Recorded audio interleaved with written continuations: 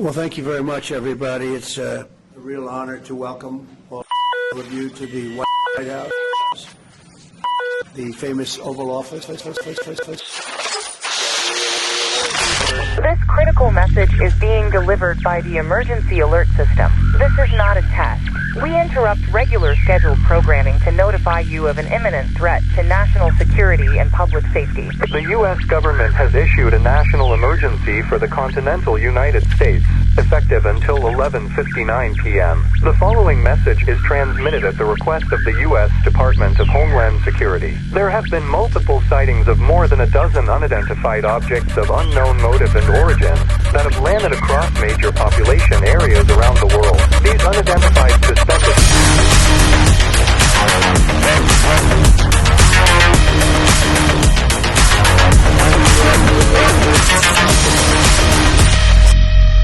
The McMinnville UFO photographs were taken in 1950 on a farm near Sheridan, Oregon, 13 miles southwest of McMinnville, are among the most famous UFO images.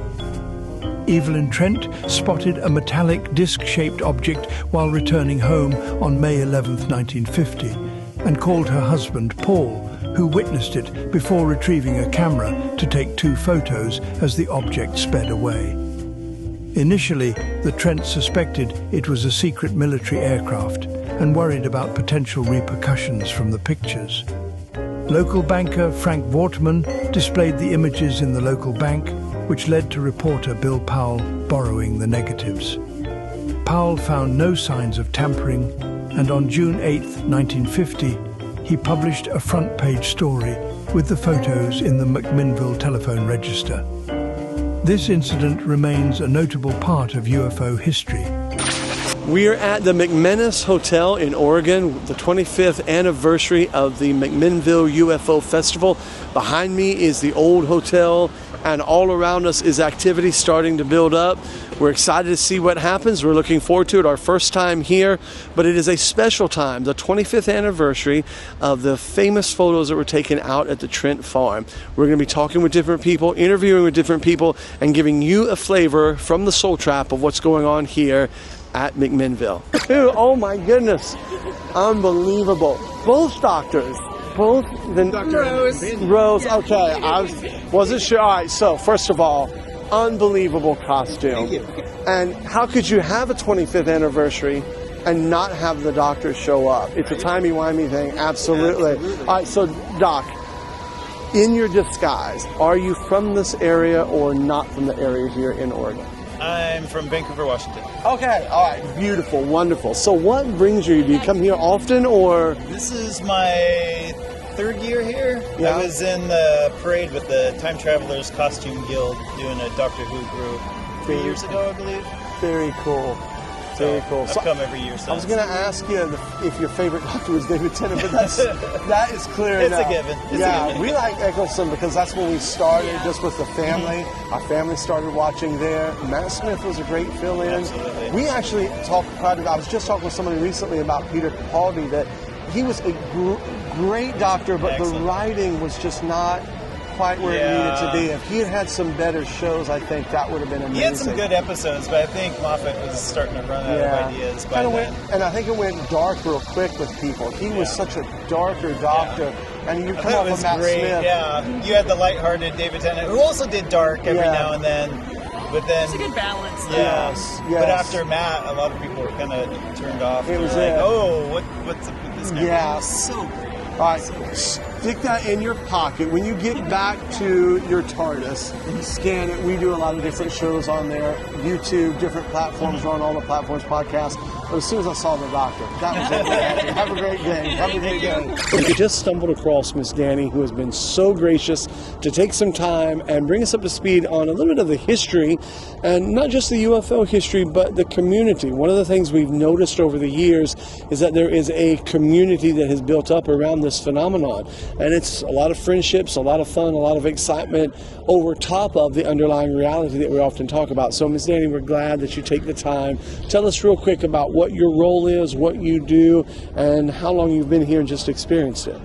So I actually work for McMinnville's, and so I've been with the company for about 19 years.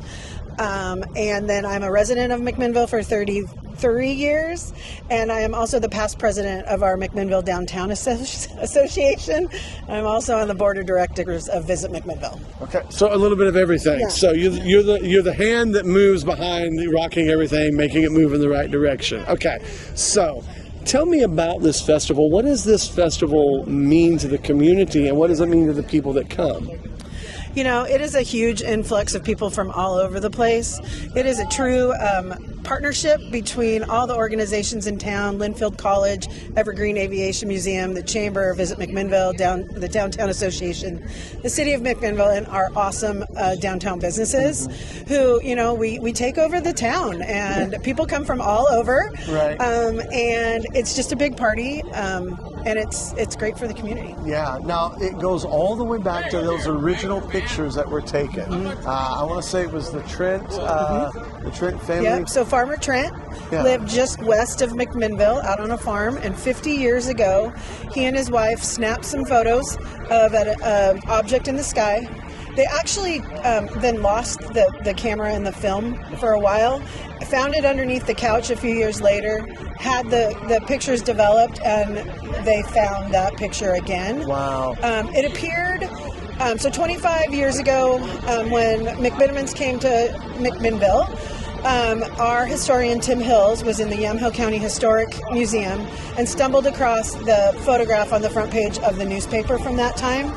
And we established an event, which was one speaker in the Paragon Room, which is a restaurant area in the hotel, and it overflowed. I mean, there were people at the windows. The next year, we added speakers, moved the event to the community center, and then the third year, the Downtown Association jumped in and started the parade and the vendor booths. Okay. Why do you think that it draws so much attention? What is it about? Why do you think it is that it brings so many people in? Well, I think, you know, the topic itself right now is high. It's in the news. It's all over the place. Right. People are questioning. People want answers. And then it's different. You know, not everyone has a UFO festival. Yes. And so it is. It's an opportunity for people to come, to express themselves, to be who they are, and to have a lot of fun. Yeah, it seems like it. You know, some places you go and it's so intense, but there seems to be a fun. It's very family friendly so Absolutely. far from what we've seen, and it just seems really, really nice and well put on. Yeah. We always say, that, you know, the serious side of the event is at the community center. Our speakers are amazing this year. Yeah. For the first time ever, we've almost sold out every single speaker event. And then the party is down here, right? The party is down here. The downtown merchants and just the community really get behind it. And it's a good time. That is really, really cool. Miss Annie, thank you so much for taking the time to talk to us. Okay, so all the way from Italy. Yeah. Cool. Yeah. All right, I knew you weren't from Texas. I knew that. Maybe I would like to be from Texas. What draws you to this festival? Have you experienced or seen something? For sure. Tell us about that, can you? Yeah, of course. I was in Rome with my friends. We are speaking in the middle of the night after a dinner party, and we heard like a sound of an helicopter, and I said to her, why an helicopter at 4 a.m. in the morning here in Rome in the center? And we decided to go out, and we see like in the sky bright light hovering and pulsing. Wow. And I decided to take my phone and take a little video. And when I decided to take my phone, I had a shiver like from my head to my feet and come back. And immediately take the phone and shot a video, 3 little video. And he changed his behavior. Like before I took the video, he goes like sleeping and pulsing. But when I took my phone and stay here, he just hovering and pulsing. And it was one of my experience. Very cool. This is my 4th or 5th year coming to the UFO Festival, and this is the first time I've seen an indigenous voice represented. Very nice. So it was really great to see that perspective and to hear he's had so many different experiences. He said some things that I agree with. One of the first things was that Sasquatch doesn't live in the woods. He kind of comes through from another dimension or is placed here from another dimension. I see, these paranormal phenomena as having a connection, which is some sort of additional dimensionality that we can't perceive in our everyday lives. And, I liked the way that he connected that there's these phenomena of ghosts or hauntings or demons or witches or aliens or Bigfoot, and that they're all sort of on an equal level of accepting it and believing people who've had experiences, and also there does appear to be a connectivity between it all. We're here, obviously there's the Trent picture, obviously. You think of Betty and Barney Hill, some of the older ones, even I believe it was Kevin Arnold and Mount Rainier, the original. Do you think that what we're seeing is simply a paramilitary thing that's way beyond us, or do you think we're seeing something intergalactic, or do you think we're seeing something interdimensional? I think it's more likely interdimensional. I mean, I've seen a black triangle. I've seen it and usually I'm with somebody, but in close, like 100 feet above. Weddings too, where we get the photos all developed when film is a thing, and there's orbs and like all different cameras, all different film at this particular wedding, where it was still part of the family energy. So it feels like that we're describing something, maybe some people say dimensional, some people say spiritual, but maybe they're talking about the same thing using different language. I've had the experience of pointing one out to my husband, and he couldn't see it. Interesting. It was weird. And one of the things we do connect is that we do think that there is something to the spiritual and the dimensional, and the closer you get, the more they're talking about the same thing. And a lot of times when you get to like even the ancient scriptures, especially when you get to something like what the Christian world, the Christian scripture, that worldview, that they were saying a long time ago, hey, this is spiritual, we're saying dimensional, but they're actually talking about the same thing. They're just looking at it through different lenses. It's totally semantics, really, because, like our dad was a nuclear physicist, and my mom's dad worked on the Manhattan Project, and there seems to be some connection with that.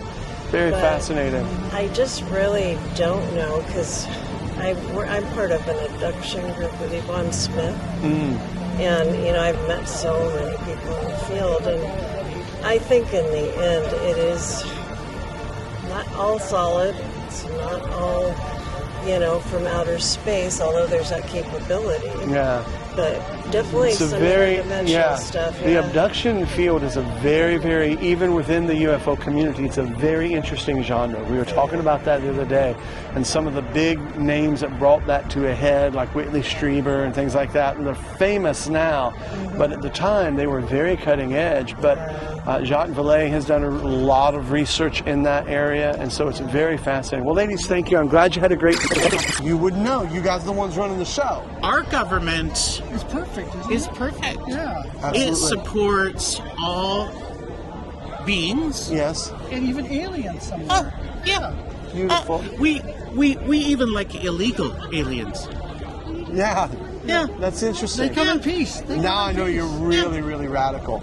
You can check it out on the back. If you just scan it, it'll take you to the platform. Is that microphone real? It is. You want to do an interview? Have you had an alien encounter? Yeah, probably. All right. Tell us about it. I don't know. Have you ever had an encounter and experienced something that was hard to explain, or is it just something that you enjoy looking at, paying attention to? Alien, like UFO? It could be UFO. Oh, no, paranormal, though. Yeah, for sure. Paranormal? Yeah. How about you? Yeah, I feel like I've seen some things. Okay, let's narrow it down then. How about a UFO? No, not a UFO. No, a UFO? I've seen things in the sky. I cannot claim to know what they were. Okay. They weren't stars. There were things moving a lot quicker than planes and whatnot. We hear that quite a bit, actually. Things that are quicker than it's just hard to believe, and you're seeing them, they don't move like a normal plane or something. It looks like a star, but it's just like flying, just flying across the sky real quick. You're like, oh, this seems now you said paranormal. Oh yeah, I was in Louisiana, Okay, New Orleans. enough said right there. Once you go to Louisiana, everything is paranormal from there. Haunted. Yep. Had Okay. a ghost experience. Only one time. Only one time. Was it? How old were you? Much younger? What? No, I was like 5 years ago. Okay. Okay, can you tell us real quick what that was? I can't tell quick stories, but I believe I was in a hotel, and I believe it was a maid or someone who took care of the house where we were staying, and it was a ghost of that maid or person that took care of the house. And she was taking care of my things while I was there, and I got a very strong sense of her presence. Wow, something was there, but you didn't see anything. Oh, she moved my stuff. That sounds like something we were talking about the other day. Somebody had that same experience. Okay. Yeah. $64,000 question. Have you ever had an encounter, an experience with a UFO, visible, any kind, something you've seen? Only on movie screens. Only on movie screens. And we have with us Logan. Logan. So that's what he says his name is. As we were walking, as we were talking, Logan said, "You have to interview me. I have a third eye." We told him there was medication for that problem.